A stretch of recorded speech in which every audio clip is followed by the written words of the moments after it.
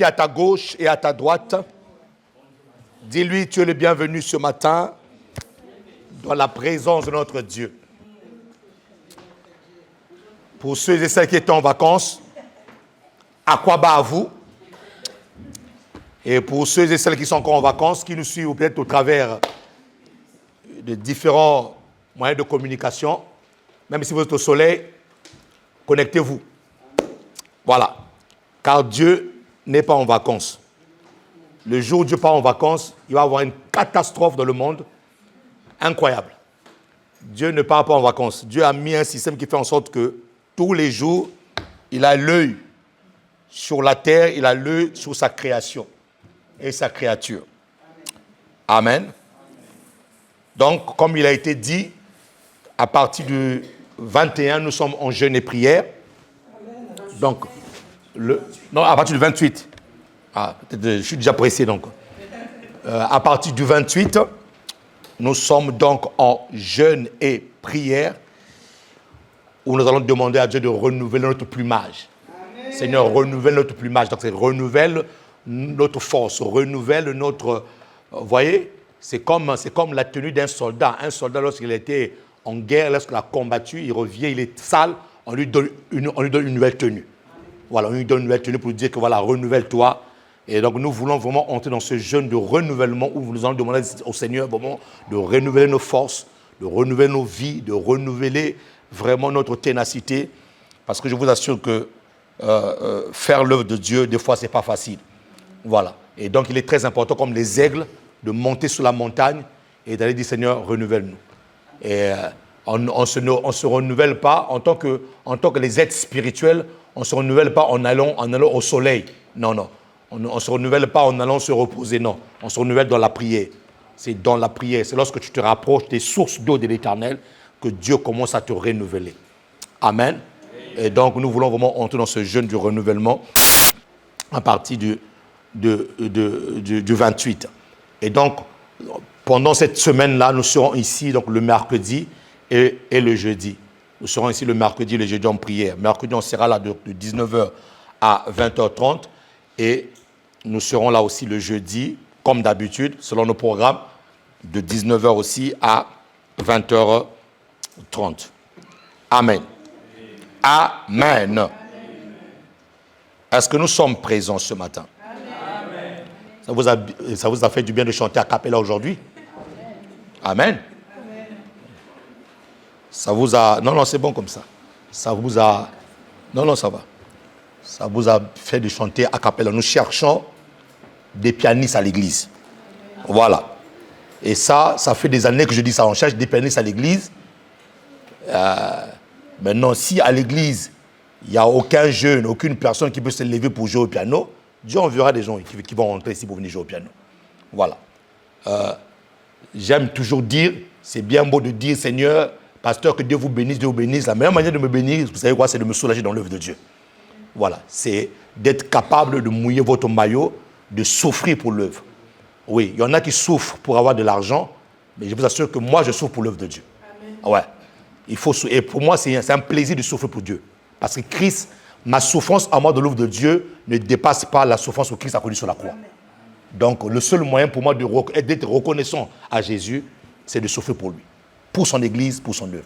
Donc, les personnes qui sont des instrumentalistes, qui veulent jouer aux instruments, qui veulent jouer au piano, ce piano-là restera comme ça là, jusqu'à nouvel ordre, jusqu'à ce que quelqu'un à l'église décide de jouer au piano, ou jusqu'à ce que Dieu lui-même dise que bon, je vais t'envoyer des personnes. Je vais t'envoyer au moins 15 pianistes à l'église, je vais t'envoyer plusieurs pianistes à l'église, plusieurs instrumentistes à l'église qui vont jouer aux instruments. Amen. Qui me dit amen ici là. Amen. Parce que j'estime qu'on ne peut pas aider Dieu.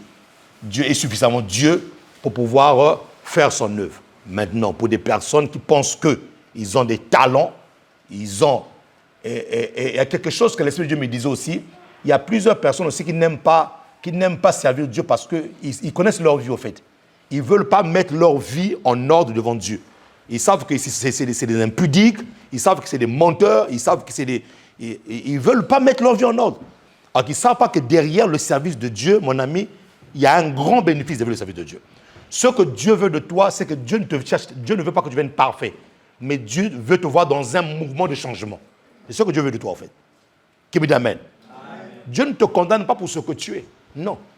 Mais ce que Dieu veut, c'est qu'au-delà de toi, que tu puisses avoir une ferme décision de dire, Seigneur, j'ai envie de te servir, j'ai envie de te suivre, et que tous les jours, que ton changement soit évident devant tout le monde. Ouais, que tous les jours, que les gens disent, ah ouais, on a vu ce frère-là, cette soeur-là, venir à l'église comme ça, mais là, aujourd'hui, franchement, gloire à Dieu. Oui, il y a des choses pour lesquelles l'Esprit de Dieu ne descendra pas pour le faire. C'est à toi de décider avec Dieu. C'est à toi de dire à Dieu, Seigneur, maintenant, je veux. Maintenant, j'ai pris la décision. Maintenant, Seigneur, je veux entrer dans le couloir de ma destinée. Qui me dit Amen ici là? Donc, ces temps-ci là, nous sommes rentrés dans une période d'acapella jusqu'à ce que Dieu va dire finalement, ou jusqu'à ce que quelqu'un ici va dire non, non, non, non, non, non. On est quand même une église des champions. On est quand même une église conquérante. On ne peut pas quand même faire des choses comme ça. Non, non, il faut qu'on se lève. Voilà. Donc ça restera comme ça. Joachim n'est pas là. Ça restera comme ça là jusqu'à nouvel ordre. Amen. Amen. Qui peut acclamer le Seigneur? Ah, acclame Jésus. Ah bien. Dis avec moi, la grâce est suffisante. Voilà. Nous sommes en train de voir, cette partie de la grâce. Parce que la grâce, là, elle est vaste. Je pense que nous sommes assez enseignés, nous avons assez appris des choses et nous avons compris que la grâce n'est pas seulement ce que nous avons entendu jusqu'à un certain niveau de notre vie, que la grâce, elle est vaste et nous sommes en train de toucher un point important de la grâce, c'est que la grâce se suffit à elle-même. Comme je viens de le dire, Dieu, on ne peut pas l'aider. Dieu a permis justement que tu viennes au monde, Dieu a permis que tu grandisses, et c'est Dieu lui-même, quand tu l'acceptes, quand tu décides de donner ta vie à Jésus, c'est en ce moment-là que Dieu lui-même prend les rênes de ta vie. Et même quand tu étais encore ignorant, il t'a gardé, il t'a protégé jusqu'à ce que tu puisses le rencontrer. Vous voyez? Donc Dieu, c'est pour ça que je le dis et je le redirai toujours, personne n'est né au hasard. Tu n'es pas venu sur la terre d'une manière hasardeuse. Non, non, non, non, non, non, non, non. Parce que même le processus même de la reproduction n'a pas été créé par Satan. Non, non. Peu importe comment est-ce que la personne est née, peu importe comment est-ce que la personne est venue au monde, enfant désiré ou pas, un enfant abandonné ou pas, peu importe comment est-ce que là, dès l'instant où ce process-là a été créé par Dieu, dès l'instant où tu es venu et que tu as eu le souffle de vie, mon ami, c'est Dieu qui a voulu que tu puisses venir au monde. Amen. Qui me dit Amen ici là? Qui me dit Amen ici là? Maintenant, il faut que tu comprennes une chose. C'est que maintenant, quand tu te donnes à lui, tu ne peux pas l'aider. La grâce en elle-même, elle est assez suffisante pour pouvoir accomplir. Maintenant, ce qui fait souvent que nous puissions aller à l'encontre, que nous puissions aller à contre-courant du projet de Dieu, c'est parce qu'en nous, il y a ce qu'on appelle le libre arbitre. L'homme peut décider. Voilà. Dieu ne nous a pas créés comme des robots, Dieu ne nous a pas créés comme des machines. L'homme est capable de décider. C'est pour ça que c'était quand même choquant. Choquant. J'ai entendu un prédicateur prêcher un jour disant que une personne qui va aller... Tu peux faire le choix d'aller au paradis ou tu peux faire le choix d'aller en enfer. Pourquoi? Parce que Dieu va se rassurer. Vous voyez? Dieu est tellement bon qu'il va se rassurer que la parole, que l'évangile touche même les extrémités de la terre. C'est-à-dire que personne sur la terre, vous voyez comment est-ce que Dieu, dans sa grâce, veut que tout le monde soit sauvé. Personne sur la terre ne dira que non, je n'ai pas entendu la parole de Dieu. Je ne parle pas des bébés. Je ne parle pas des enfants qui sont en process. Non, qui ne sont même pas conscients de leur avenir ou même d'eux-mêmes. Non, je parle de la dimension des personnes qui sont déjà conscientes. Toutes les personnes qui sont déjà en âge de conscience, Dieu va se rassurer. Même l'aborigène qui est au fond de l'Australie là-bas, Dieu va se rassurer que celui-là aussi puisse entendre l'évangile. Pourquoi? Parce que l'évangile devant nous donne le choix de dire oui ou non. Ouais. Une personne qui n'a pas reçu l'évangile, Dieu ne pourra pas le juger à base de l'évangile. Je ne sais pas si vous fait comprendre. Mais toutes les personnes qui ont reçu l'évangile, Dieu les jugera à base de l'évangile qu'ils ont reçu. C'est pour ça que nous-mêmes, en tant que prédicateurs, nous avons la responsabilité de bien prêcher l'évangile, de bien dire l'évangile, de bien donner l'évangile. Oui. Donc la grâce de Dieu fait en sorte que même celui qui n'a pas de Bible, mais qu'un jour, c'est pour ça que Dieu envoie ses missionnaires partout. Dieu envoie ses missionnaires dans des forêts, Dieu envoie ses missionnaires dans des pays où l'évangile n'est jamais arrivé. Il y a des pays où l'évangile est carrément fermé. Où tu commences à prêcher l'évangile, on te tue. Donc vous savez qu'actuellement, il y a des personnes qui meurent à cause de l'évangile. Est-ce que vous savez ou pas? Oui, il y a des gens qui meurent à cause de l'évangile. Il y a des gens qui sont des véritables martyrs de l'évangile. Pourquoi? Parce que ces personnes-là, Dieu leur a mis à cœur d'aller dans ces pays-là. Et ils ont obéi au prix de leur mort. Comme l'apôtre Paul, qui était capable de dire, on lui dit, mais l'apôtre Paul, mais toi tu vas à tel endroit. Ne sais pas-tu qu'à cet endroit-là, on te cherche pour te tuer? Il a dit, je suis déjà mort. Au fait, je suis déjà un homme mort. Et cette réponse me fait dire une chose, mes amis. Tu ne peux pas servir Dieu si tu n'es pas d'abord mort. Si tu es encore vivant, conscient de tes projets, conscient de tes intérêts, tu ne pourras jamais servir Dieu. Pour commencer à servir Dieu et être un dispensateur de la grâce de Dieu, mon ami, tu dois d'abord mourir. En fait, tu dois d'abord mourir avant de vivre. Tu dois d'abord mourir avant de vivre. Donc la grâce de Dieu fera de telle manière que tous puissent recevoir cette parole. Pourquoi? Parce que la grâce se suffit à elle-même. On ne peut pas aider Dieu. Donc Dieu fera en sorte que tout le monde puisse être en contact avec cette grâce. Maintenant, cette grâce qui se suffit à elle-même, nous avons dit une chose. Pour que nous puissions pleinement en bénéficier, nous devons être brisés. Nous devons être dépouillés. Pourquoi? Parce que si nous ne sommes pas dépouillés, je vous assure qu'à un certain moment de notre vie, une personne qui n'est pas dépouillée, à un certain moment de sa vie, va chercher à avoir ses propres méthodes à lui pour pouvoir essayer d'aider Dieu. Alors pour que la grâce soit suffisante, pour qu'elle soit au maximum, c'est pour ça qu'il y en a qui passent par des brisements. Il y a des gens qui se disent, mais c'est là que tu m'as abandonné. Au fait, ce n'est pas Dieu qui t'a abandonné. Dieu en train de te faire passer par un brisement. Vous savez, est-ce que vous savez qu'il y a des gens qui sont très têtus? Il y a des gens qui sont très têtus. En fait, le seul moyen pour eux, pour que Dieu les bénisse, c'est de les fracasser, en fait. C'est de les briser. Et je vais même vous choquer, mes amis. Je vais même vous choquer. Je vais même vous choquer. Il y a des gens qui sont tellement têtus que Dieu veut tellement les bénir. Il y a des personnes qui sont allées même jusqu'à connaître même certaines morts des personnes dans leur famille pour que la personne soit brisée. Je vais vous choquer, mes amis. Il y a des gens qui sont tellement têtus à la voix de Dieu qu'il y a des personnes comme Jonas qui sont retrouvées dans le ventre du poisson. Mais au fait, lorsqu'on voit ça, ces personnes-là n'arrivent pas à comprendre que vous ne pouvez pas aider Dieu. Et que le plan parfait de Dieu dans ta vie doit s'accomplir. Et que derrière ta vie, au fait, lorsque Dieu veut te briser pour que la grâce se suffise à elle-même dans ta vie, c'est parce que tu ne comprends pas que derrière ta vie, il y a d'autres personnes qui doivent être sauvées. Au fait, toi, tu ne vois que ta vie à toi. Tu ne vois que toi-même. Mais Dieu ne voit pas que toi. Dieu, derrière toi, voit plusieurs personnes qui doivent être touchées dans ton environnement proche, dans ton environnement lointain, futur. Dieu voit des personnes. Qui me dit amen ici là? Et donc, pour Dieu, le seul moyen pour lui de se rassurer que cette grâce-là sera suffisante, sera effective, c'est de te dépouiller, de te briser.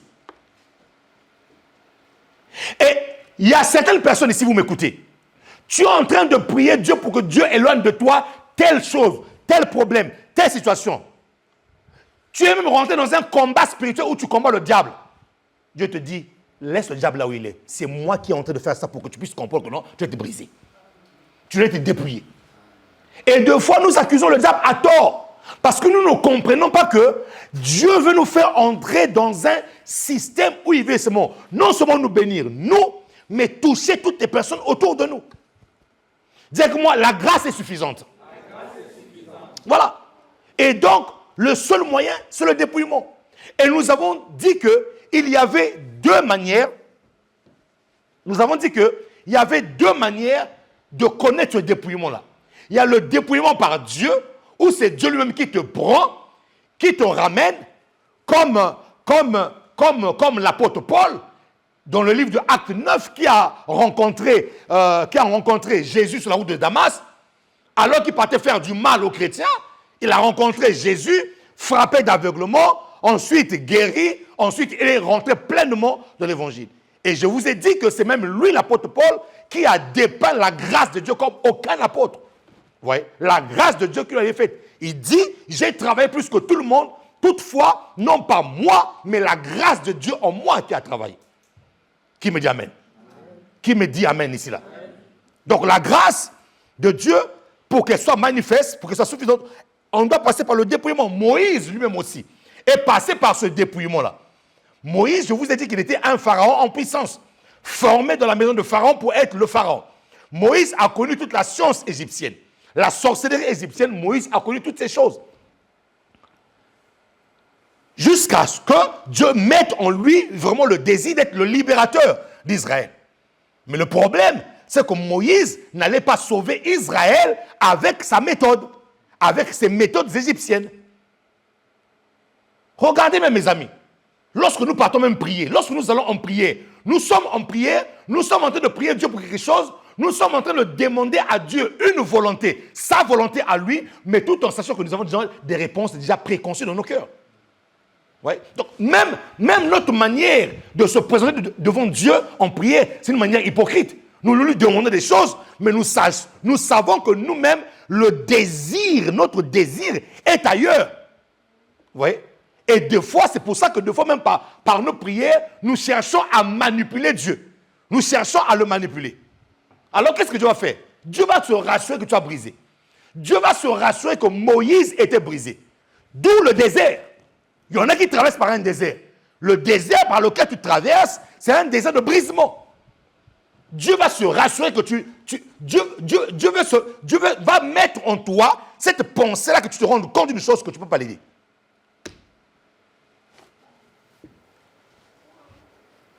Qui me dit amen. Et j'ai même allé plus loin pour vous choquer. Est-ce que vous savez qu'il y a même certains jeûnes que nous faisons, ça n'impressionne pas Dieu. Il y a même certaines choses que nous recevons de Dieu, c'est pas parce que nous avons jeûné, non, c'est la grâce de Dieu. Amen. Mon ami, je connais des gens qui ont fait des marathons de jeûne de prière pour obtenir des choses. Jusqu'à présent, ils n'ont jamais eu. Ils ont fait des 40 jours de jeûne de prière. Ils ont fait des 30 jours de jeûne de prière. Ils ont fait des 48. Mon ami, si tu n'as pas reconnu la grâce de Dieu, tu peux beau jeûner, rien ne se passera. Et d'ailleurs, normalement, lorsqu'on jeûne, c'est beaucoup plus pour fortifier l'homme intérieur. C'est pour que l'homme intérieur puisse prendre du volume. C'est pour que l'homme intérieur puisse grandir. En vérité. C'est vrai que nous jeûnons pour des choses. Nous jeûnons pour avoir un bien matériel. Nous jeûnons pour des projets. C'est bien. Mais lorsqu'on vérifie bien, lorsqu'on voit bien comment est-ce que les choses se comportent dans le royaume, ces choses-là nous ont déjà été données. Jésus l'a dit. Donc normalement, quand je veux jeûner, je jeûne normalement pour moi-même d'abord. Pour que mon homme intérieur puisse grandir. Parce que si mon homme intérieur ne grandit pas, je risque d'être comme le fils, comme cet enfant-là de Galates 4:1. C'est-à-dire que l'héritage est là, mais comme je n'ai pas grandi, comme je n'ai pas été brisé, comme je n'ai pas été suffisamment été dépouillé, l'héritage est là, mais je suis encore un esclave. Ça va? Je suis encore un esclave. Pourquoi? Parce que je ne prends pas le temps d'aller. Combien de personnes ici là, soyons vrais entre nous, combien de personnes ici là font des jeûnes et prières pour dire au Seigneur brise-moi? Il n'y en a pas beaucoup. Je vous assure qu'il n'y en a pas beaucoup. La plupart des personnes vont jeûner parce qu'ils ont besoin d'un travail. La plupart des personnes vont jeûner parce qu'ils ont besoin d'une maison. La plupart des personnes vont jeûner parce qu'ils ont besoin d'avoir quelque chose. Peu de gens jeûnent. Rares sont les personnes qui jeûnent, prennent une semaine pour dire Seigneur, brise-moi, sonde-moi. Seigneur, je veux te ressembler. Tel que tu es, c'est tel que je veux être. Mon ami, peu de gens font ce genre de jeûne-là. Et le problème, c'est quoi? C'est que nous cherchons à obtenir des choses de la part de Dieu. Oui, mais je vais te dire une chose. Si ton esprit n'est même pas capable de grandir, tu seras incapable de supporter ce que Dieu va te donner spirituellement parlant. C'est pour ça qu'il y a beaucoup de personnes qui ont été perdues à cause de leur immaturité, parce qu'au lieu d'abord de chercher, d'avoir à être brisé pour que la grâce ensuite te remplisse, mais tu cherches d'abord à avoir, et ensuite ces choses-là, lorsqu'elles arrivent, ces choses-là t'écrasent. Il y en a qui sont écrasés par le poids de la bénédiction. La bénédiction les a écrasés. La bénédiction les a fait perdre complètement. Ça ne sera pas ton cas au nom de Jésus-Christ de Nazareth. Donc nous comprenons que le dépouillement est très important. Regardez ce qui s'est passé. Moïse avait encore des séquelles. Moïse, bien qu'il ait été dépouillé par Dieu, ça j'ai étudié son théologie. Moïse, bien qu'il ait été dépouillé par Dieu, mais il avait encore un séquelle. Il avait encore des séquelles. Regardez, ils arrivent devant... déjà, il y a eu une première partie où Dieu avait demandé à Moïse de parler au rocher. Non, de frapper le rocher. D'accord? L'eau est sortie. Et ensuite, ils arrivent à un autre niveau. Le peuple a encore eu soif. Cette fois-ci, il ne s'agissait pas de frapper le rocher, mais de parler au rocher. Mais Moïse n'a pas parlé au rocher. Qu'est-ce qu'il a fait? Et il a fait ça avec une colère. Mais pour les gens qui ont étudié la Bible, savent que ce que Moïse avait fait là, Moïse avait encore des séquelles au fait des pratiques magiques de l'Égypte. Oui. Et même sa colère à lui n'a pas été encore vraiment traitée. Si bien que, normalement, dans le plan parfait de Dieu, mon ami, je te parle sérieusement, dans le plan parfait de Dieu, c'était normalement Moïse qui devait faire entrer Israël en terre de Canaan. Ce n'était pas Josué. Moïse s'est arrêté, Dieu a dit, lui là, si je laisse comme ça, là, je risque de le perdre. Est-ce que vous savez que c'est Dieu qui a récupéré Moïse? Parce qu'il y a certains points, il y a certaines choses dans la vie de Moïse. Moïse a connu le brisement, oui, mais il y a certains points qui ne peuvent pas être traités. Ça veut dire quoi? Tu peux être brisé par Dieu, mais si tu ne veilles pas sur toi, il y a des choses pour lesquelles qui peuvent te disqualifier. La grâce peut être là. Tu es passé par le brisement, oui. La grâce est là. Mais si tu ne veilles pas sur toi, combien de chrétiens veillent sur eux-mêmes? Si tu ne veilles pas sur toi, tu risques de passer à côté de la grâce. La grâce qui repose sur Moïse, c'était celle de faire entrer Israël en terre de Canaan. Dieu dit, Moïse, ta course s'arrête là. Canaan est là-bas. Tu vas le saluer de loin. Nous comprenons que le dépouillement de Dieu est très important. Tu dois être dépouillé. Tu dois être dépouillé du mensonge, mon ami. Tu dois être dépouillé du vol. Tu dois être dépouillé de la musique mondaine. Tu dois être dépouillé de toutes ces choses-là si tu veux vivre la grâce de Dieu. Parce que Dieu ne se mélange pas. Et tu dois de fois par moment laisser toutes tes techniques que tu as apprises pour ne compter que sur la grâce de Dieu. Qui peut acclamer le Seigneur ici là?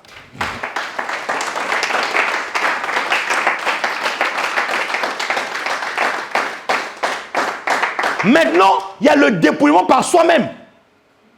Le dépouillement par soi-même, c'est un dépouillement qui met en phase la personne devant toutes ces situations et la personne décide. Bien que ça fasse mal, bien que ça... Mon ami, écoutez-moi très bien. Dieu nous demande toujours d'abandonner des choses qui nous font mal. Si tu n'as pas mal lorsque tu abandonnes quelque chose pour Dieu, c'est que tu n'as pas connu une vraie opération. Oui. Pourquoi?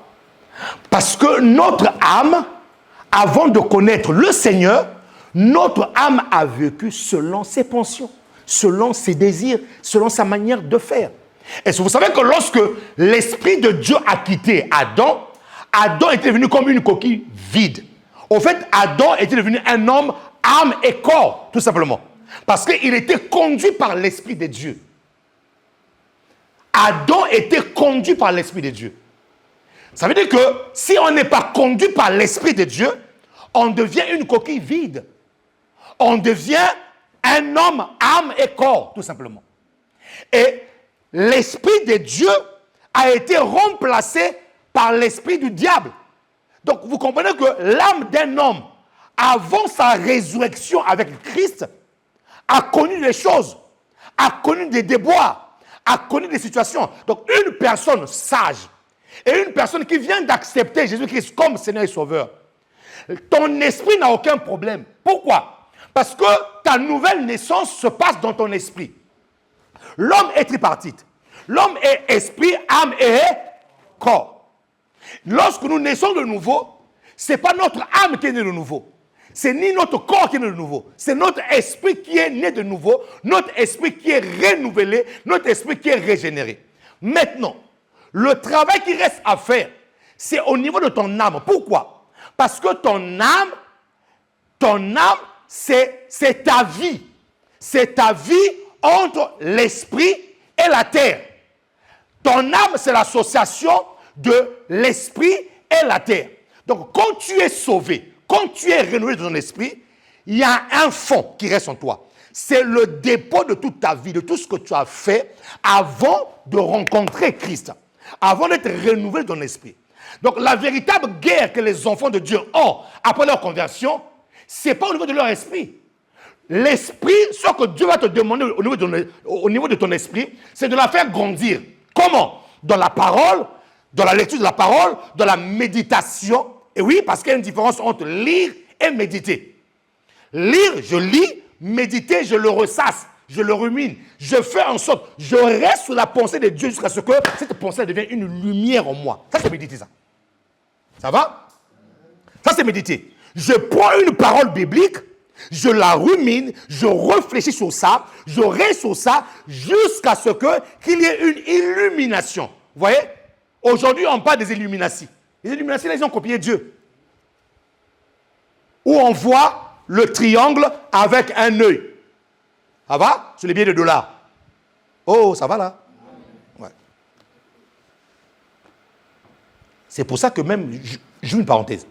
C'est pour ça que même, je veux ouvrir une parenthèse, je veux vous dire une chose, c'est pour ça que même lorsque vous travaillez, je vous conseille de payer vos dîmes, mes amis. Parce que l'argent avec lequel vous utilisez, là, vous voyez un triangle avec un nœud. Vous savez qui contrôle ça? Mais toi, tu travailles, tu ne peux même pas te dire. En fait, tu dis... Parce que l'argent est spirituel. C'est une parenthèse que je vais ouvrir. Quand on dit que l'or et l'argent appartiennent à Dieu, mon ami, ce n'est pas les héros là qui appartiennent à Dieu. Ce n'est pas le dollar. Le concept de l'argent appartient à Dieu. En fait, les hommes ont mis l'argent en place parce que Dieu en parlait de ça. Parce que cette conception-là vient de Dieu. Maintenant, tu es dans un pays où il y a une monnaie. Dieu dit, pour que moi je puisse te bénir, il faut que tu puisses enlever ton 1/10. C'est ce 1/10 qui apporte la protection sur tes biens. Le concept de l'argent vient de moi, mais l'euro n'est pas ma monnaie à moi. L'euro est gouverné par quelqu'un qui a mis un système là derrière. Oh. Le dollar est gouverné par quelqu'un qui a mis un système là derrière. Bien que la conception vient de moi, mais cette monnaie-là ne vient pas du ciel. Non. Non. Donc, pour que vous puissiez bénéficier et vivre le concept de l'argent, vous devez faire en sorte que votre argent soit protégé. Je ferme la parenthèse. Il y a quelqu'un qui a fait quelque chose, j'ai vu sur le net, il a plié le billet de 50 euros. Je n'ai pas compris. Il a plié le billet de 50 euros et là, on voit la tête d'un animal avec des cordes. Je dis, wow. Donc, quand même ton argent n'est pas protégé, au fait, ton propre argent devient son propre dévoreur. Je ne sais pas comment j'expliquer ça. Amen. Bon, je vais faire la parenthèse, sinon je risque de te troubler. Bon, acclame le Seigneur. On parle de quoi? On parle de la grâce, hein?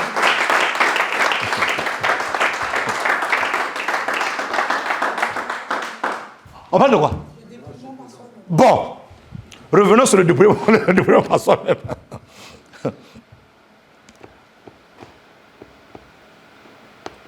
Cela requiert donc une maturité. Cela requiert un niveau où tu te dis, Seigneur, je veux entrer dans ça. Seigneur, tu ne m'as pas envoyé sur la terre quand même pour venir assister les autres. Seigneur, tu ne m'as pas envoyé sur la terre pour que ma vie soit une vie de honte, une vie de désarroi. Je ne suis pas quand même quelqu'un qui... Je ne suis pas un accompagnateur, une accompagnatrice des gens sur la terre. Non. Seigneur, je veux entrer dans ça. Mais pour ça, il faut que ta grâce m'affecte. Mais pour ça, Seigneur, je dois me dépouiller. Je dois me vider de moi-même. Je dois me vider des choses qui ne t'honorent pas. L'apôtre Paul dit, dépouillez-vous vous-même. C'est une responsabilité qui t'incombe. Le dépouillement de soi-même. C'est une responsabilité qui t'incombe.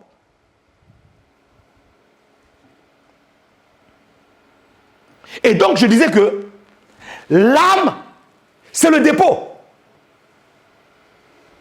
L'âme, c'est le dépôt.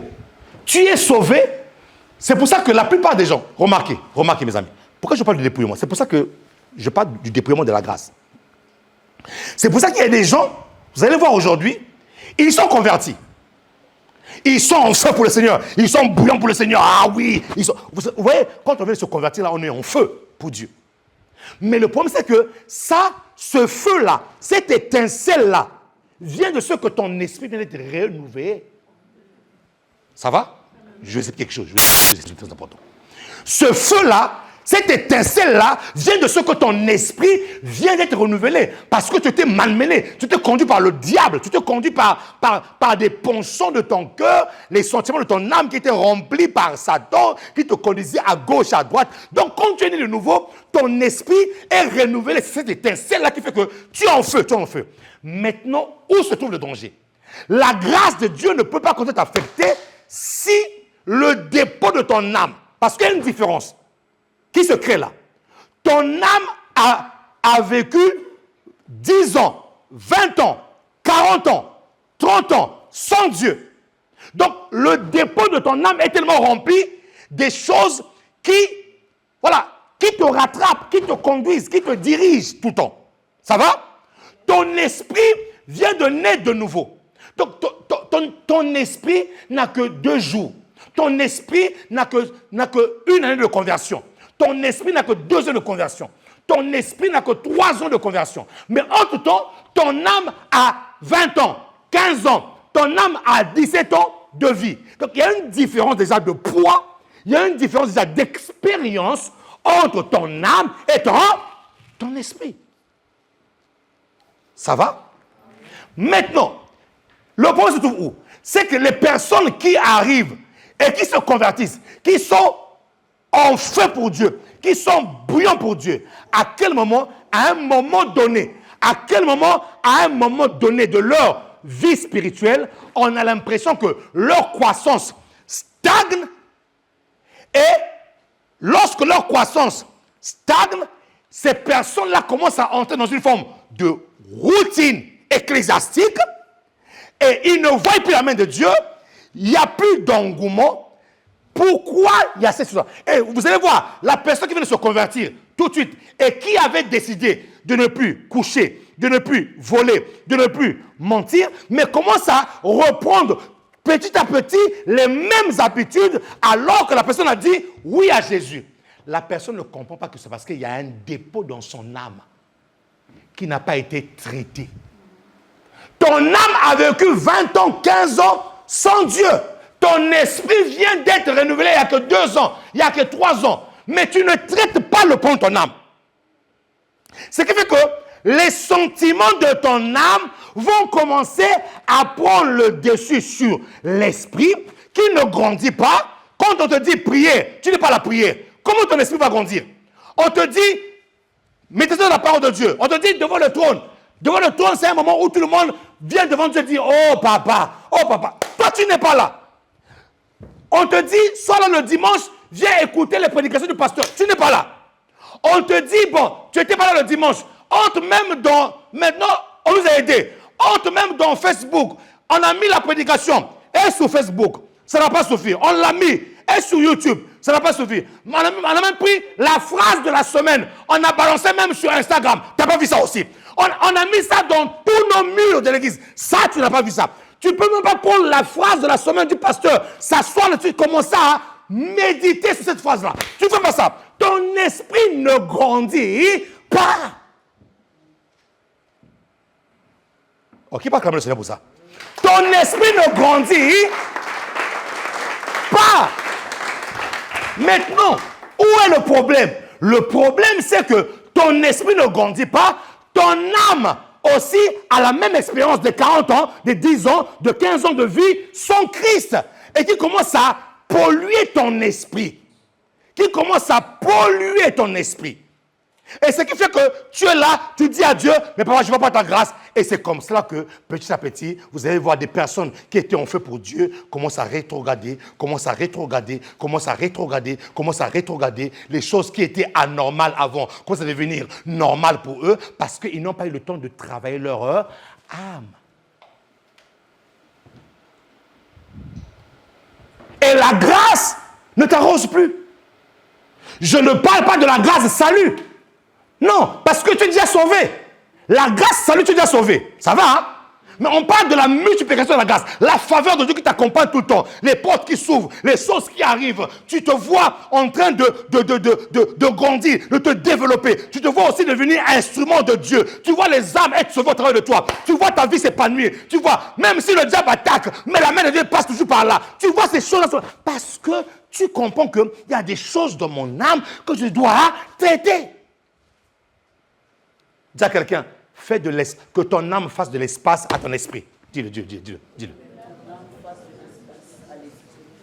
Dis encore, que ton âme fasse l'espace à l'esprit. Et c'est pour cela que vous allez voir, le niveau spirituel d'une église n'est pas jaugé par sa quantité. Non, non. Bien que la quantité soit au rendez-vous, parce que la Bible déclare que tout soit sauvé. Mais le premier niveau spirituel d'une église, c'est le niveau spirituel d'une église. C'est de voir comment est-ce que les gens ont grandi dans l'esprit. C'est de voir comment est-ce que les gens peuvent juger les sentiments de leur cœur. Peuvent dire à leur âme, écoute-moi, très bien, c'est moi l'esprit qui te parle. Dorénavant, mes pieds, tu n'iras plus dans cette boîte de nuit-là. Dorénavant, tu n'injureras plus. Âme, écoute-moi très bien. Je suis un esprit qui habite dans un corps et qui possède une âme. Je possède une âme. Mon esprit possède une âme. Écoute-moi très bien. Dorénavant. Mon ami, quand je te parle comme ça là, je ne peux pas te dire que ça va être facile. Non. Je suis en train de te dire que ton esprit a la capacité de contrôler ton âme. Et ainsi permettre le flot de la grâce suffisante de couler en toi.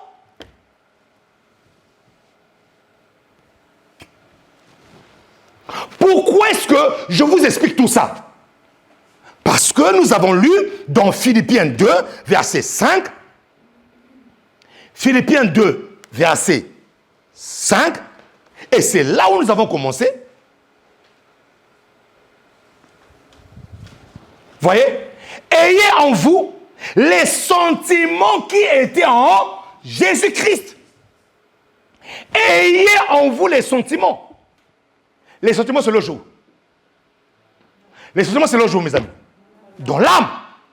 Les sentiments, l'âme, c'est le domaine des sentiments et des émotions. On ne parle pas de l'esprit ici, là. Parce que l'esprit, lui, ne pose aucun problème. Il est né de nouveau. L'esprit, lui, vient de Dieu. Mais l'âme, c'est ta vie. Lévitique dit que la vie de toute chair ou l'âme de toute chair se trouve dans son sang. Donc le sang, c'est ta vie. C'est elle qui te dicte des pulsions. C'est elle qui te dit énerve-toi. C'est elle qui te dit injurie. C'est elle qui te pousse dans des passions charnelles pour que tu puisses déshonorer l'esprit. Il y a des chrétiens qui déshonorent l'esprit par leur âme. Et la Bible déclare, ayez en vous les sentiments. Vous voyez? Donc nous devons traiter notre âme. Les sentiments de l'âme, les sentiments du cœur. La Bible va plus loin de qui était en Jésus-Christ, lequel, vous voyez, lequel existant en forme de Dieu. Jésus descendu en forme de Dieu. La Bible déclare, il existait en forme de Dieu. Sur la terre, Jésus était 100% homme et 100% Dieu. De par sa naissance, il est né Dieu. Parce qu'il est venu par la puissance du Saint-Esprit. Mais de par sa vie terrestre, il est fils de Marie. Mais de par son origine, il vient de Dieu le Père, qui a envoyé son esprit. Donc, ce n'est pas n'importe qui, il est Dieu. Même si dans d'autres confessions, les gens n'acceptent pas ça, mais nous, dans notre foi, il est Dieu. Il existait en forme de Dieu. La Bible déclare, n'a point regardé comme une proie à arracher d'être égal avec Dieu. Vous voyez? D'être égal avec Dieu. Au verset 7. Mais s'est dépouillé lui-même. Mais s'est dépouillé lui-même. Dieu, en cette saison, va t'inviter à te dépouiller toi-même. Mais s'est dépouillé lui-même. Jésus était l'égal de Dieu. L'égal de Dieu veut dire, il est mis au même rang que Dieu. C'est-à-dire que quand Dieu le Père le voit, quand Dieu le Père se voit Dieu, Jésus aussi se voit Dieu. Mais la Bible déclare, il n'a pas regardé. Et là, je vais parler du regard. Parce que les sentiments du cœur nous donnent souvent un regard que nous n'avons pas. Les sentiments du cœur peuvent te donner un regard vis-à-vis de toi qui est complètement faux. Les sentiments de ton cœur peuvent te donner un regard vis-à-vis de toi qui peut te dire que non, tu crois que tu es supérieur à tout le monde. Les sentiments de ton cœur peuvent te tromper. C'est pour ça qu'il faut les traiter. Jésus était l'égal de Dieu, mais la Bible déclare qu'il n'a pas regardé. Ayez en vous les sentiments qui étaient en Jésus, le Christ, lui qui est l'égal de Dieu, mais n'a pas regardé. Vous voyez, n'a pas regardé. C'est pour ça que Jésus, sur la terre, il rendait grâce à son Père. Pourquoi? Parce qu'il s'était dépouillé. Savez-vous que Jésus-Christ, lorsqu'il est descendu sur la terre, Jésus-Christ est descendu comme étant un simple homme? Vous le savez ou pas? Oui.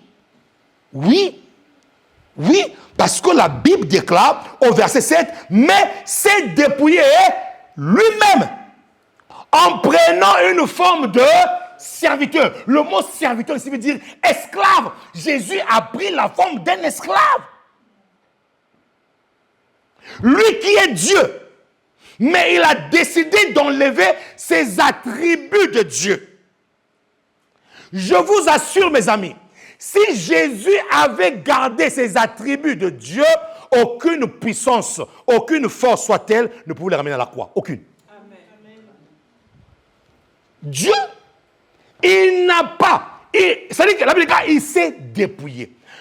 Église de Jésus-Christ, puissions-nous aujourd'hui nous dépouiller malgré le rang que nous avons.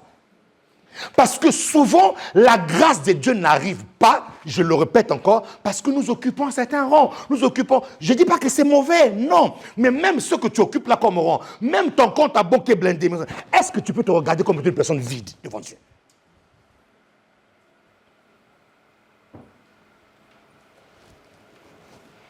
Si Jésus était descendu devant tous les hommes avec tous les attributs de Dieu, je vous assure que même les pharisiens n'avaient même pas osé ouvrir la bouche devant Jésus.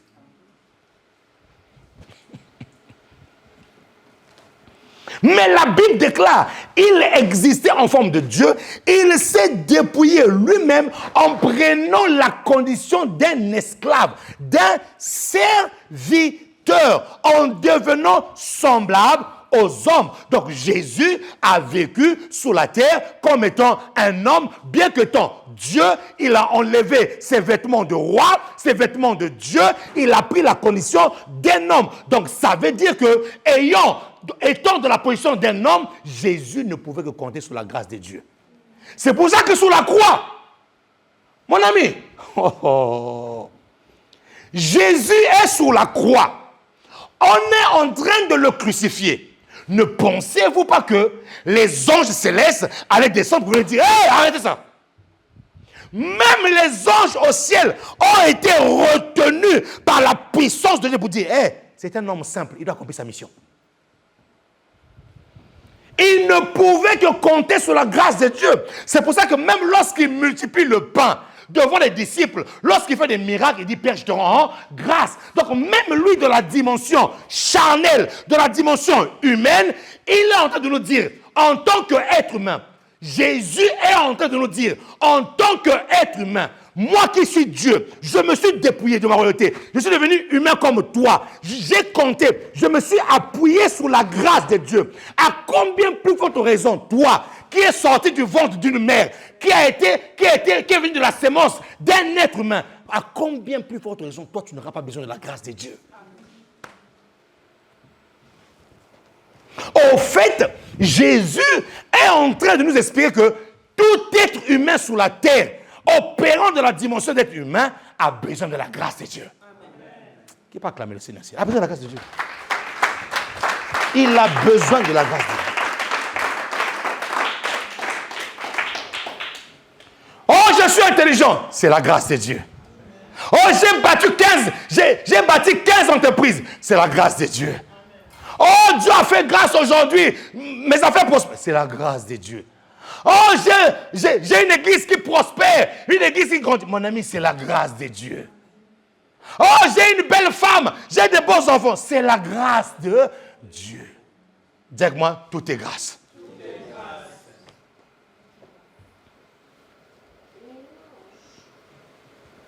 Et aujourd'hui, cette grâce n'est pas assez visible parce que les gens ne se dépouillent pas. Comment faire pour que la grâce de Dieu soit visible même dans le lieu de travail?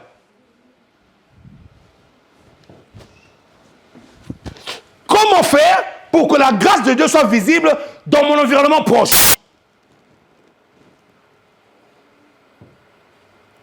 Et vous savez, Dieu me dit ceci, que la vie de l'âme qui n'a pas été traitée, a créé en nous des automatismes. Vous savez, il y a des personnes qui réagissent par automatisme. Au fait, ils sont tellement habitués à réagir comme ça que leur âme les a conditionnés comme ça que, à un moment donné, ils font des choses, ils ne se rendent même pas compte que c'est devenu un automatisme. Donc, tu as besoin, mon ami, d'avoir les sentiments qui étaient en Christ.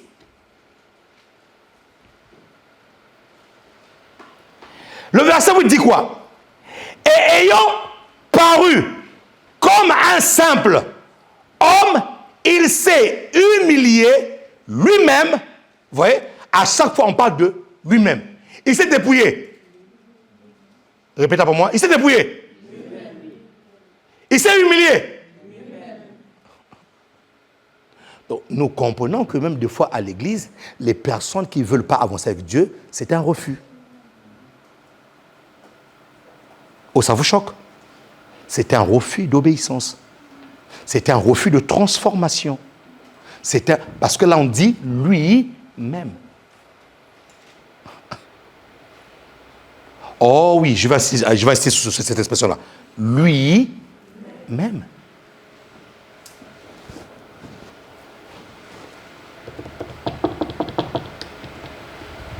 Il a vu le besoin de sauver l'humanité. Il s'est dépouillé lui-même. Seigneur, donne-nous à l'église des gens qui se dépouillent d'eux-mêmes. Des gens qui se lèvent eux-mêmes. Ils ont la révélation de Dieu, ils se sont levés eux-mêmes. Oh, c'est une prière que je dois faire. Donne-nous à l'église des personnes qui s'humilient d'eux-mêmes. Des personnes qui se lèvent d'eux-mêmes.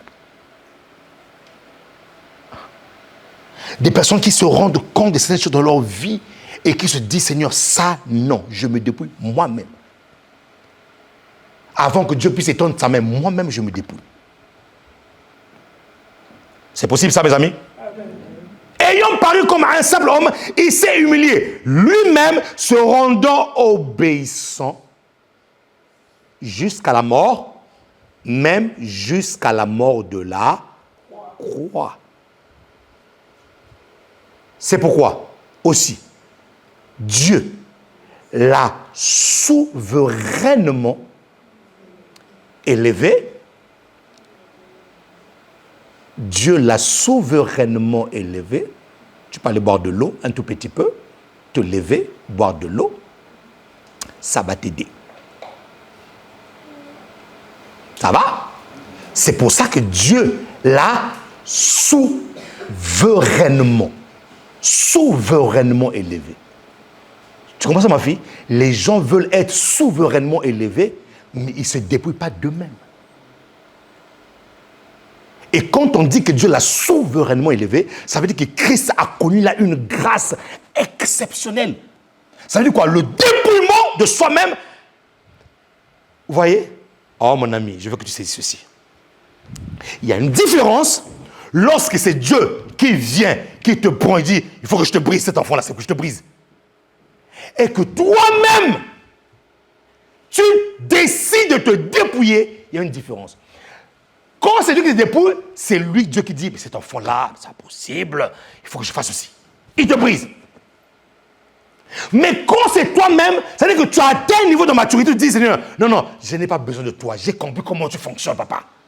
J'ai compris comment tu fonctionnes. Je sais quels sont tes intérêts.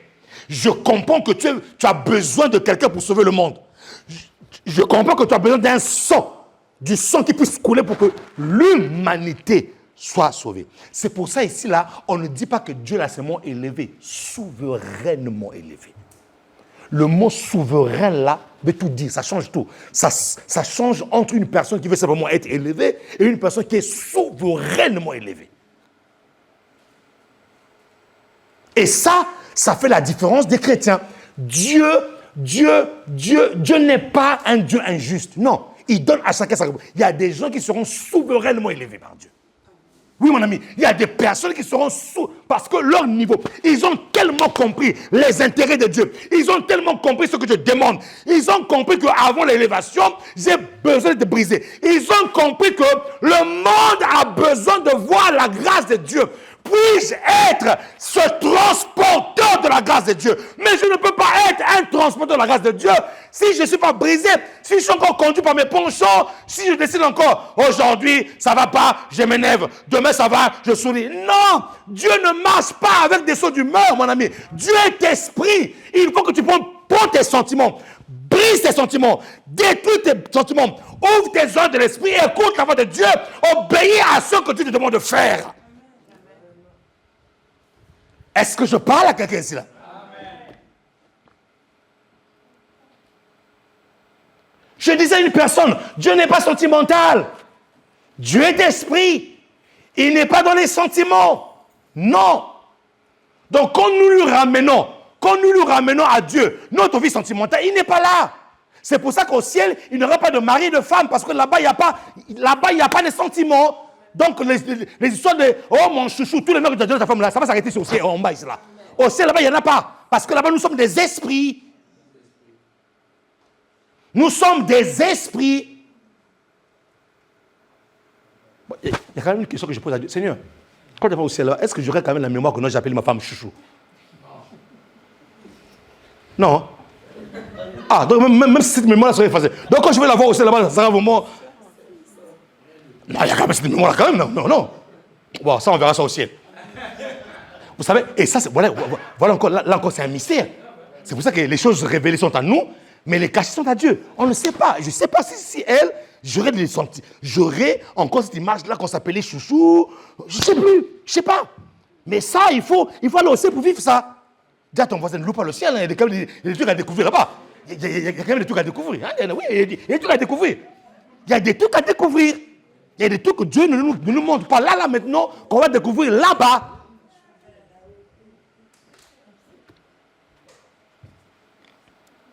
Bah, peut-être que Dieu va enlever ça, peut-être que, bon, je ne sais pas. C'est des questions. Oui, c'est des questions. Hein? On peut commencer à théologiser ici, là. Vous voyez? Il y a des questions. Il y a des questions, donc même si tu as fait théologie, je ne sais pas comment, tu ne comprends pas ça.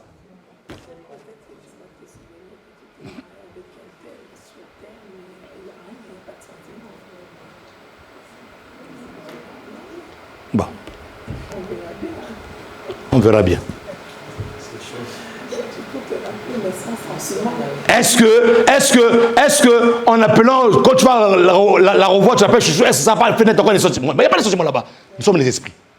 Donc, le domaine de sentiments restera sur la terre. Et c'est là où l'apôtre Paul parle d'un... C'est là où on parle d'un corps glorieux, en fait. On parle d'un corps glorieux. C'est là où l'apôtre Paul parle de tente. Je suis pressé de quitter cette tente. Je suis pressé de quitter cette tente-là. Il parle de l'esprit. Lui, esprit. Donc, Dieu n'est pas dans les sentiments. Et si Dieu n'est pas dans les sentiments, et que nous n'avons pas les mêmes sentiments que Christ, nous sommes en train de bloquer la grâce. La grâce suffisante. Je vous assure, mes amis, je vous assure. La grâce est là. Nous sommes dans la grâce. Mais nous devons traiter certaines choses en nous. Nous ne voulons pas être des personnes qui ont parlé de la grâce, mais qui n'ont pas vécu la grâce. Je ne parle pas de la grâce salut. La grâce salut, si tout le monde est sauvé ici, là.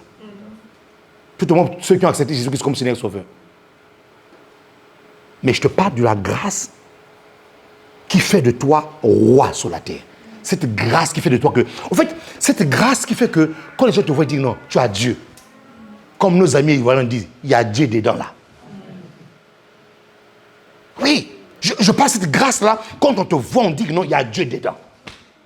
Cette grâce qui te distingue. Cette grâce qui fait de toi une personne utilisable par Dieu. Cette grâce qui fait de toi une personne qui... Oh mon Dieu, je veux que tu comprennes ça. Cette grâce qui fait de toi une personne qui commence à rendre Dieu visible là. Il faut que lorsque les gens te voient, ils voient Dieu au travers de toi. Cette grâce qui fait que Dieu devienne visible au travers de toi. Cette grâce qui fait que les gens peuvent toucher Dieu au travers de toi. Ceux qui n'ont pas connu Dieu, lorsqu'ils te voient, ils connaissent Dieu. Cette grâce-là. C'est alors que Philippe peut dire à Jésus, mais tu nous parles du Père, tu nous parles du Père, mais écoute, on en a marre que tu parles. Montre-nous le Père et cela suffit. Mais Jésus dit, mais Philippe, mais depuis que je suis avec toi là, mais qui m'a vu a vu le Père. Donc, ce dépouillement de Christ, cette manière de rendre visible Dieu sur la terre ne peut pas être possible si on n'est pas dépouillé.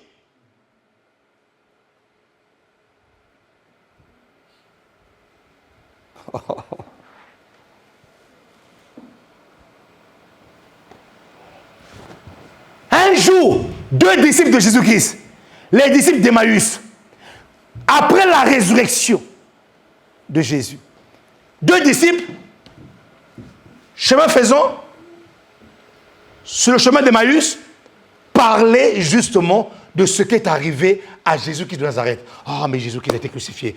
Et là, un homme les apparaît. Jésus les apparaît comme un ange, cheminait avec eux. Ils n'ont pas reconnu Jésus. Ils n'ont pas reconnu Jésus. Ils parlaient. De quoi vous parlez? Ah, mais attends. En plus, ils disent à Jésus, mais tu es le seul à ne pas savoir. Il y a un homme qui a été crucifié dans la ville et il s'appelait Jésus. Mais c'était lui, Jésus. C'était lui et Jésus. Et ils sont entrés. Le soir est arrivé. Ils sont entrés dans une maison. Vous voyez, ces personnes-là n'étaient pas dépouillées. Ils avaient encore leurs yeux physiques pour ne pas voir Jésus. Ils avaient encore leur raisonnement humain pour ne pas voir Jésus. Ils étaient encore dans leur connaissance pour ne pas voir Jésus. Et là, le soir est arrivé, ils se sont reposés dans une maison. Et à un moment donné, le souper, le soir arriva. Jésus-Christ a pris le pain, il a pris du vin. Lorsqu'il a levé le pain pour rendre grâce, la Bible déclare que les yeux des disciples sont ouverts. Ils ont reconnu que c'était...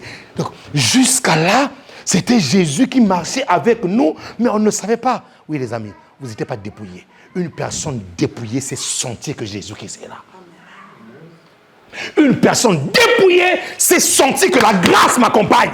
Une personne dépouillée, c'est sentir que non, là, oh, le bonheur et la grâce m'accompagnera tous les jours de ma vie. Même lorsque je traverse la vallée de la mort, je n'ai pas pleuré. La grâce est avec moi. Je suis assez dépouillé pour être sensible que Dieu est là. et que ce que je traverse là, ce que je vis là, ce n'est que pour un temps. Dieu est là. Mais ça, il faut atteindre un niveau de dépouillement. Étienne, plein de grâce et d'esprit. Acte. On est en train de le lapider. On est en train de le lapider à cause de l'évangile. Étienne est un homme dépouillé de lui-même. Vidé de lui-même. Et lorsqu'on le lapidait, mon ami, c'est pour ça que je dis, hein, si tu n'es pas dépouillé de toi-même, tu ne pourras même pas servir Dieu. Je dis que tu ne pourras même pas servir Dieu. La grâce du service ne pourra même pas t'accompagner. Lui, c'est à cause du service de Dieu, dépouillé de lui-même, rempli du Saint-Esprit, homme de grâce et rempli de l'Esprit. On le lapidait. Et là, à un moment donné, on voit, la Bible déclare, le ciel s'ouvrit et Étienne vit le Fils de l'homme assis à la droite de Dieu. On te dit dire, mon petit Étienne, tiens bon, d'ici peu de temps, tu seras avec moi. On le lapidait, il a vu Jésus. Mon ami, quand tu vois Jésus-Christ, même les douleurs de pierre, là, tu ne le sens même plus. Quand tu es tellement dépouillé de toi-même, quand tu ne vis plus pour toi-même, mon ami, tu vois la grâce. Là, Étienne a eu la grâce de voir Jésus.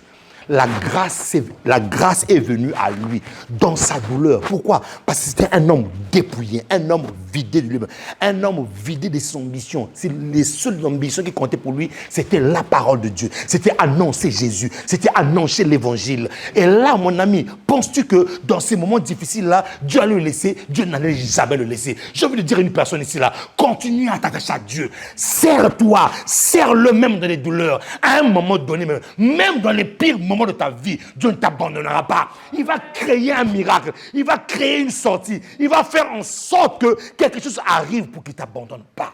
Qui me dit amen ici là? Qui me dit amen ici là? Et je suis convaincu que là, à cet état-là, pendant qu'il recevait des coups et des pierres, lorsqu'il a vu Jésus, les gens ne comprenaient pas. Hein, peut-être au début, il criait, aïe, aïe, aïe, aïe, arrêtez, vous allez me tuer, faites pas ça, ayez pitié, mes amis. Mais je suis sûr, je suis convaincu, mon ami, quand il a vu Jésus dans sa gloire, il a oublié ses douleurs. Il disait plus aïe, il disait plus arrêtez, il disait dépêchez-vous. Donnez même un dernier coup sur la tête. Précipitez-moi parce que j'ai vu le maître. J'ai vu mon roi. Et je me dois pressé d'aller. Or, moi, je croyais que j'allais rester ici. Là. Mais la gloire que je suis en train de voir là, en cet instant-là, dépasse la gloire de la terre. Alors, tuez-moi maintenant, tout de suite là. Parce que Jésus me dit, il faut que je monte.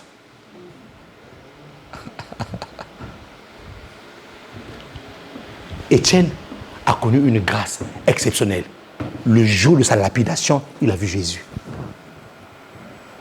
Pourquoi? C'était un homme dépouillé. Lisez Étienne. Étienne a évangélisé partout. C'était un homme vidé de lui-même, brisé de lui-même. Nous voulons vivre des grâces exceptionnelles. Sommes-nous prêts à être brisés? Sommes-nous prêts à être dépouillés? Écoute-moi bien, mon ami. Je vais te dire une chose. Et je vais terminer par ça. Tu n'as pas un problème d'argent. C'est faux. Tu n'as pas un problème de maison. Écoute-moi très bien. C'est archi faux. C'est le diable qui te fait croire que tu as un problème de maison. C'est le diable qui te fait croire que tu as un problème de papier. C'est le diable qui te fait croire que non, tu as un problème de ceci, de cela. Tu n'as pas un problème de tout cela. Écoutez-moi très bien. Tu as un problème d'obéissance. Tu as un problème d'être à ta place. Tu as un problème de te vider. Tu as un problème de enlève-moi ton vêtement là, que le monde, que tu as pris de le monde. Enlève-moi ton vêtement là, que tu as revêtu sur ton âme. Enlève-moi. Tu n'as pas un problème de réussite. C'est faux. C'est le diable qui te fait croire que tu as un problème de réussite. C'est faux ça. Enlève toutes ces choses là. Mon ami, tu verras la gloire de Dieu. Tu verras la gloire de Dieu. Et vous savez, le diable est tellement rusé que sur les choses que Jésus-Christ nous a déjà données, il a fait en sorte que nous en faisons une quête de toute une vie. Wow. Alors que Jésus dit dans Matthieu 6, toutes ces choses, ce sont les païens qui cherchent ces choses-là. Mais les choses des païens, lui, il a fait de ça, il a rendu ça tellement coriace, bizarre, et il a pris le regard des enfants de Dieu, il a détourné le regard et c'est devenu la quête de toute une vie. Les chrétiens ne cherchent plus Jésus, ils ne cherchent plus la paix, ils ne cherchent plus la sanctification, ils cherchent les biens matériels, les choses que Christ nous a déjà données. Dis à ton voisin, dépouillons-nous. C'est là le problème. On doit se dépouiller. Dépouillons-nous, revenons à la vraie évangile. La vraie évangile consiste à rencontrer Christ et à vivre comme Christ et à faire comme Christ et à avoir les sentiments qui étaient en Christ. Ça, c'est la vraie évangile. Et toutes ces choses, dit la parole, vous seront données. Cherchez premièrement le royaume des cieux et sa justice. Il ne faut pas que le diable nous trompe. Le diable était un menteur.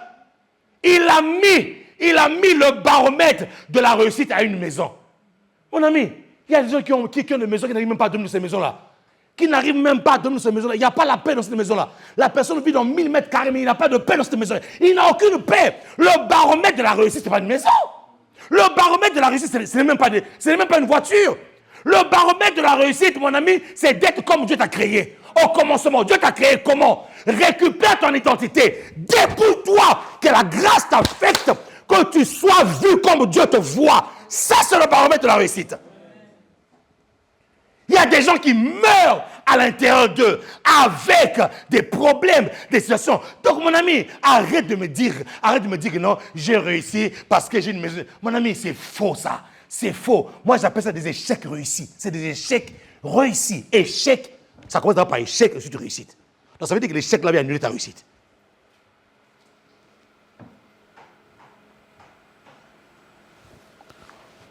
Regardez les chrétiens, mes amis. Les chrétiens ne se dépouillent plus. Ils ne se dépouillent plus.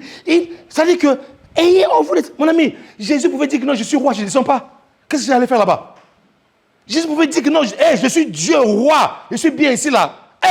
Prendre la connaissance de qui? Prendre la connaissance de Symphorien impudique là. Donc, ça veut dire que, papa, donc, moi je vais devenir impudique. Oui, tu vas devenir impudique.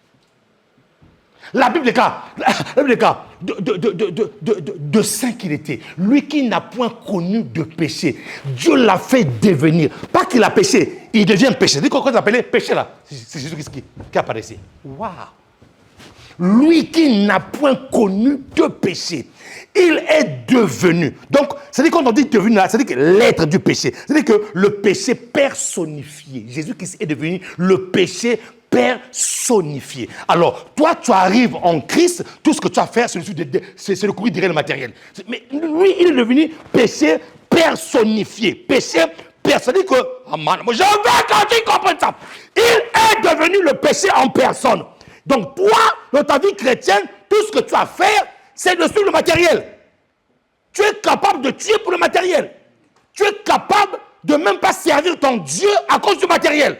Tu es capable à cause d'un bien matériel. Quand est-ce que tu vas te dépouiller?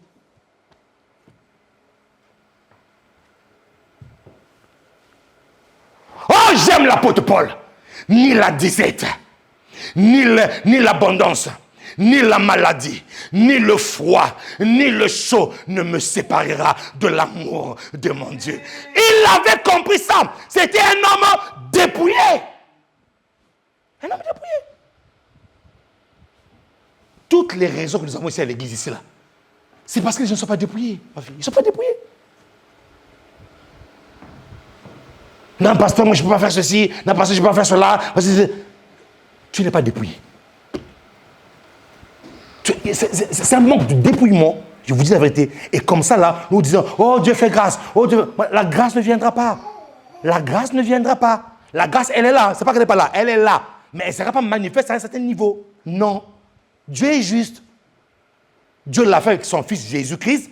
Alors, Jésus-Christ nous a montré le chemin. Si nous voulons une grâce exceptionnelle, il y a un chemin à suivre. Il y a un parcours à suivre, mes amis. Qui va acclamer le Seigneur ici, là? Il y a un parcours à suivre.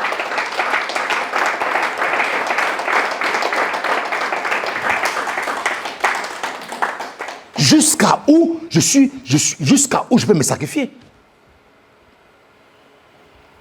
Je disais à ma femme, ou je ne sais pas à quelqu'un d'autre, je disais, non, je sens dans mon cœur que j'ai besoin de me consacrer encore plus. Je sens dans mon cœur que non. Vous savez que mon niveau de servir Dieu, c'est pas ça. Et pourtant, je sers déjà Dieu.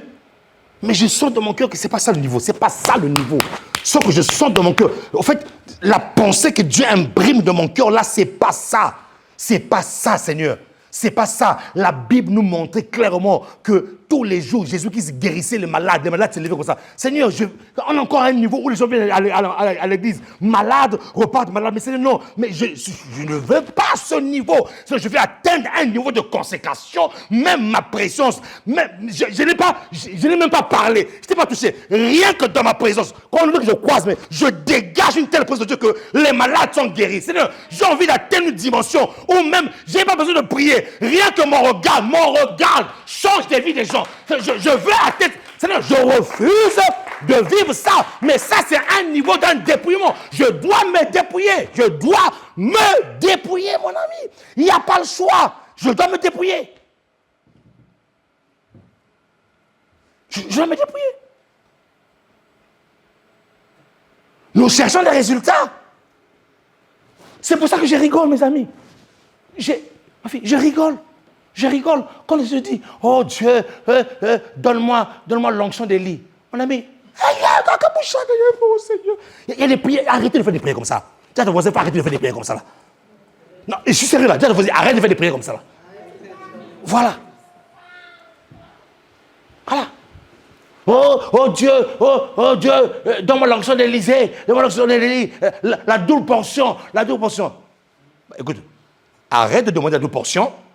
Lis le parcours d'Élisée comme il a fait pour avoir la double portion.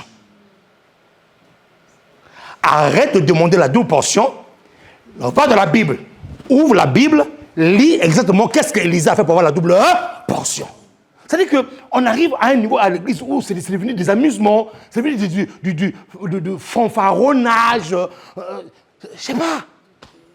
Non, mon ami, soyons concrets. On veut du lourd à l'église, on veut du poids. Mais ça ne commence pas que par le pasteur. Ce n'est pas que le pasteur, c'est chaque chrétien qui doit ramener son feu, qui doit te dépouiller, qui doit te consacrer à Dieu. Lorsque nous nous rassemblons, mon ami, on va vivre des choses terribles ici, là. Des choses terribles.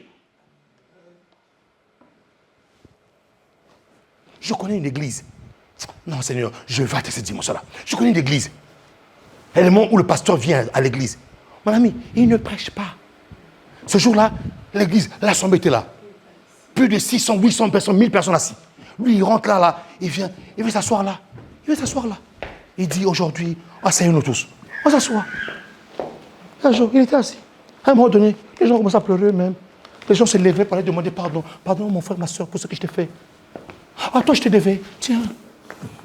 Oh, ma soeur, j'avais envie de prier pour toi. Je vais prier pour toi. L'église s'est mise en mouvement tout seul. Le Saint-Esprit a commencé à travailler. Le pasteur était assis. Et lorsqu'il a fini, il dit Amen, Amen. Bon dimanche à tous. Ils sont à la maison.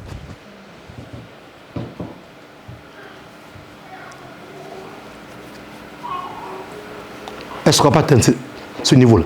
Amen.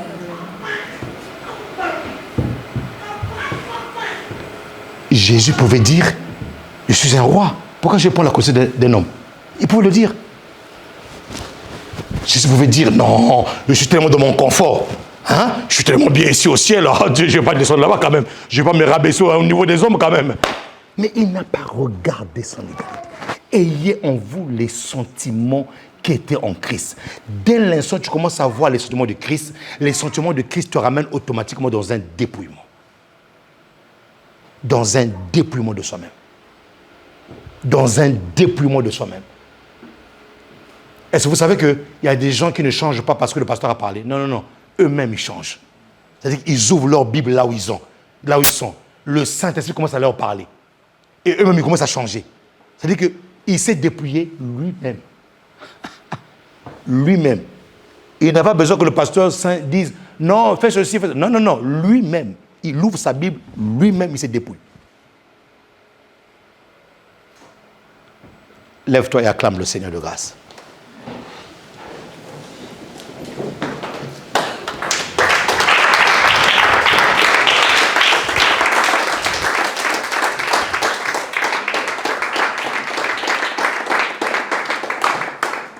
Mon ami, non. Je rêve d'une dimension de Dieu visible sur la terre que personne n'a manifesté. Je rêve de ça. Et on y travaille, mon ami. On y travaille. Ouais. On doit apprendre à se dépouiller. Il y a certaines dimensions, toi, tu le sens même temps, tu le sens dans ton cœur, tu le sens que non, ça, Seigneur, il faut que ça. Oui.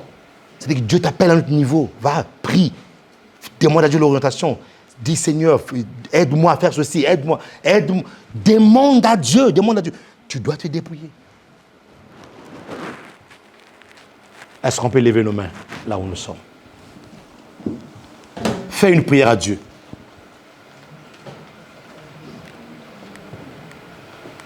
Fais une prière à Dieu. Dis à Dieu, Seigneur, donne-moi les sentiments que Christ avait. Plus ensemble. 1, 2, 3, go. Commence à prier. Commence à prier. Commence à prier. Donne-moi les sentiments que Christ avait. Oui, mon ami, prie. Prie le Seigneur. Prie le Seigneur. Prie le Seigneur. Prie le Seigneur.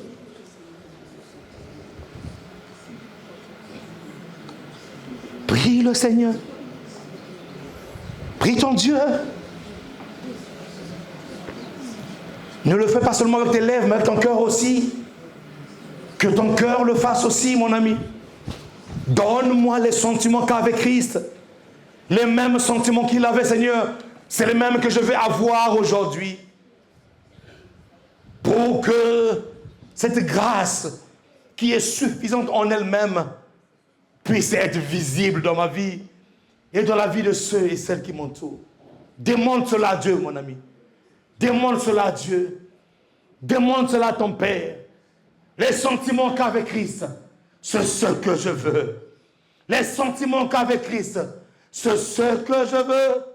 Les sentiments qu'avait Christ, lui qui existait en forme de Dieu, n'a pas regardé son égalité avec Dieu comme une proie arrachée, mais s'est décidé d'être égal, d'être semblable à un simple homme. Oui, il a connu ce qu'on appelle la kénose. Il est descendu, il s'est humilié lui-même. Oui, Père, donne-nous, Seigneur, ces sentiments. Et tous répètent après moi, Seigneur Jésus. Dis-le comme un vivant, s'il te plaît. Seigneur Jésus, je viens à toi aujourd'hui. Je te prie, Père, par le nom de Jésus, donne-moi les sentiments de Christ, afin que la grâce devienne visible entièrement au nom de Jésus. Seigneur, sonde mon cœur. Seigneur, sonde mon âme. Délivre-moi, Seigneur, de cette mauvaise vie. Délivre-moi, Seigneur, des sentiments du monde. Délivre-moi, Seigneur, des sentiments qui ne t'appartiennent pas. Au nom de Jésus, Seigneur, donne-moi les sentiments de Christ.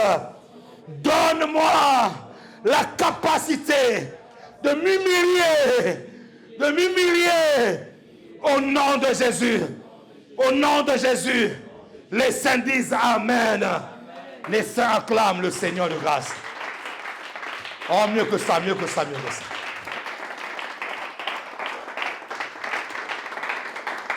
Amen. Amen. Mon ami, je veux que nous puissions pratiquer cette parole. Je veux vraiment que nous puissions pratiquer cette parole. Vieillards, parents, enfants, adolescents, nous voulons vraiment pratiquer cette parole. Demandez à Dieu le dépouillement pour que la grâce devienne visible. Que cette grâce-là devienne palpable. Nous avons besoin. Jésus nous a montré qu'aucun homme vivant sur la terre n'a pas besoin de la grâce. Tout homme qui est sur la terre a besoin de la grâce de Dieu. Garde tes mains levées. Père de grâce, te bénissons, te rendons grâce pour ce dimanche glorieux, ce dimanche où nous avons quitté nos maisons, Seigneur, pour te célébrer, t'adorer, pour t'offrir et t'écouter, Seigneur. Nous avons fini ce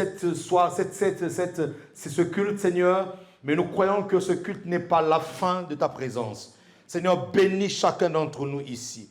Que cette grâce dont nous parlons, Seigneur, affecte véritablement nos vies. Donne-nous cette capacité, comme Christ lui-même, à se dépouiller véritablement et à être affecté par cette grâce. Elle commencera par nous et elle influencera, Seigneur, des personnes autour de nous au nom de Jésus-Christ de Nazareth. Merci, Seigneur, pour ce problème de cœur que tu es en train de guérir. Je peux voir dans mon esprit un rafraîchissement dans le cœur d'une personne ici, là. Comme si on le mettait de l'eau fraîche. Reçois cela. Que Dieu restaure ton cœur au nom de Jésus le Christ. Je déclare et décrète cette semaine qui commence, c'est une semaine bénie. Quelqu'un me dit amen ici, là. Une semaine de prospérité, une semaine de la grâce qui se multiplie. Amen. Tu seras en bonne santé. Amen. Tu raconteras les œuvres de l'Éternel, car tu ne mourras pas. Amen. Au nom de Jésus, tous les pièges qui ont été tendus sur ta vie, en tant que l'ange que Dieu a établi ici, je le rends nul et sans effet. Amen. Au nom de Jésus, je déclare que tes affaires prospèrent. Amen. Tu brilleras au travail. Amen. Au nom de Jésus-Christ de Nazareth, ta maison est bénie. Amen. Ta maison est bénie. Amen. Ton mari est béni. Amen. Ta femme est bénie. Amen. Tes enfants sont bénis. Amen. Au nom de Jésus, les saints disent Amen. Amen. Pour ce cri de joie, acclame le Seigneur là où tu es. Que Dieu vous bénisse. Que Dieu vous bénisse. Amen. Bon dimanche à tous. Merci de m'avoir écouté et merci pour votre présence. Salut ton frère et salut ta soeur. Dis-lui le dépouillement, s'il te plaît. Le dépouillement, le dépouillement.